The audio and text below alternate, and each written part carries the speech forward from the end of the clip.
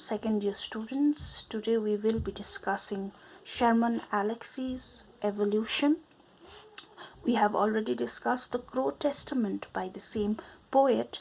So from that poem, it is clear to us that he is Native American by identity, a very active voice in Native American politics, for he strongly fights for equal representation of Native Americans in mainstream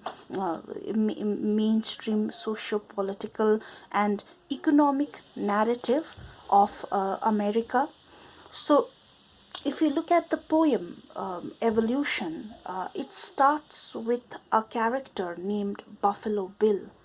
Now he's not a Native American, he's an outsider, and he has interestingly started a business. And what is the business? He has opened a pawn shop, and it is a little bit away from the reservation, and this pawn shop is open the entire week and 24 hours. Now who is a pawn dealer? Now a pawn shop, a pawn dealer is a person who lends money to an individual, but until the money is returned back, the individual has to keep a certain valuable possession of his or hers under the custody of the pawn dealer. It could be anything. It could be jewelries, expensive jewelry, property, whatever. So that if the money is not returned, the pawn dealer does not go under loss. He has something valuable under his custody that belong to the individual, so the pawn dealer can always keep it. Now the question is, why do the Native Americans need money? And it is answered inside the poem itself. It is because they have a very high rise in alcoholism. So most of them cannot do without liquor. Now alcohol, drugs, these are sort of addictions. Once you start this addiction, you cannot, if you don't take it in right doses, it gets out of hand and you get addicted to alcohol. So in order to get it, you can do whatever is under your under your control. And one such thing that these Native Americans do, they ask for money to Buffalo Bill, and for that money, as since he's a businessman, he takes VCR, electronic appliances, as it is said in the poem, appliances, whatever valuable things that they have, the Native Americans possess. And interestingly, it is a sort of a climax that is built. The interesting line is, he says, they sell him, they give him VCR, electronic appliances, and also a full length beaded buckskin outfit that took Inez Muse 12 years to finish. I'm reading from some lines from the poem. Now, full length beaded buckskin outfit is authentic Native American costume. That is decorated with beads, beautifully decorated with beads, and it is made of buckskin. So an authentic Native American costume that represents their rich cultural heritage, that has taken a person. Now Inez Muse must be a Native American, and it took him or her 12 years to make it. So a lot of hard work, craftsmanship, a lot of love a lot of emotions has been invested to create this outfit. It is not made out in 1 day or 2 day for money. This has been made out of love, with a lot of investment of craft, art. Art is needed, craft is needed, skill is needed.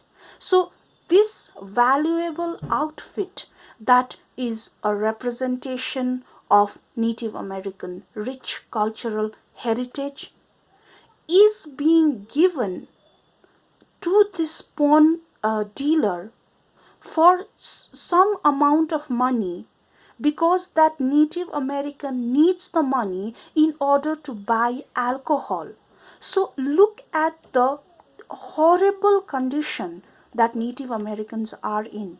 They are selling their rich cultural heritage for a few coins so that they can go and drink alcohol that they are addicted to. So this is one plague, as Sherman Alexie has described in his other articles, a plague that has come over Native American community, and that plague is alcoholism. And the devastating consequences of drinking alcohol is that they have lost everything to the alcohol seller, or to pawn dealers, like Buffalo Bill. Then the next para of the poem talks about how the Native Americans sell their thumb, their hands to, and lastly the heart to the pawn dealer, Buffalo Bill. Now, hands, thumb, and heart are actually metaphor for their dignity, their rich cultural heritage, their self-respect. They give everything up for alcohol. Now, this is known as systemic degradation of a community. For instance, there are conspiracy theories. Now I'm moving away from the poem, that Soviet Union, in order to break the Soviet Union, it is believed, these are conspiracy theories, that American spies would smuggle pornography and vodka. So in order to disintegrate, because the moment a youth starts consuming too much of pornography, watching too much of pornography, and consuming too much of vodka, they will have nothing else to do. They will not be capable, they will not be capable of turning into good citizens, good youth of the country. So, a country need not attack another country. There are ways to destroy it subtly. So here too, the government need not kill this so-called community, people belonging. They can destroy it through alcohol. So a very, very densely political poem, as I must say. So that is how he discusses it. Anyways, but the irony comes in the last paragraph. The last two lines are very, very ironical. Why? Because after some time, Buffalo Bill decides to close the vodka shop. Close the pawn shop. And then he closes the shop and again puts up another board in front of the shop. And this time in the poem, it is written in block capital writing. The name of the shop is the Museum of Native American Culture. Did you get it? Now it is no more a pawn shop. It is a reputed museum. What is a museum?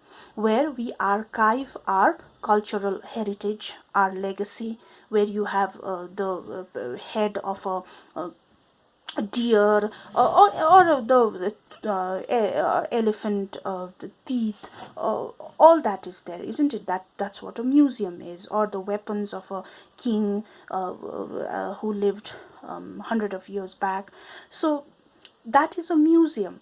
So he has created a museum, and the irony reaches its peak when we, the readers, are told about how Buffalo Bill charges $5. $5 means $5 as the currency goes, to every Native American who wants to visit this museum. So, in other words, in a very sly and cunning manner, Buffalo Bill has looted and plundered the Native Americans. How? By lending them money for alcohol, to drink alcohol. And what does he do? How are they supposed to, what is the deal between them? Since it is a pawn shop, they have to uh, submit some of their valuable commodities to Buffalo Bill. And of course, these Native Americans have rich cultural costumes, so many things that is a legacy. For instance, this outfit, an example is this beautiful outfit that took a person 12 years to make, with its beads and buckskin. So these are more the cost of this buckskin outfit. Of course, these cultural legacies cannot be kept in the market. It is extremely commercial to do so. But even if we take a common calculation, this buckskin outfit, the price would be continuous supply of best alcohol for 1 year to a person. So it is that expensive. However, these Native Americans, because of alcoholism, have sold, have pawned, not sold, pawned this full length beaded buckskin outfit for a few coins to buy cheap liquor. Now, Buffalo Bill is slowly becoming extremely rich, and he has decided to stop lending money, as he has collected this a large amount of valuable goods, valuable commodities from Native Americans, and he has decided to start a museum. So again, there is an underlining reference, an undertone, a metaphor, where Buffalo Bill is the embodiment of European settlers that came many centuries back. And these people, these Native Americans, of course, they are again those Native Americans who were the original inhabitants of the land.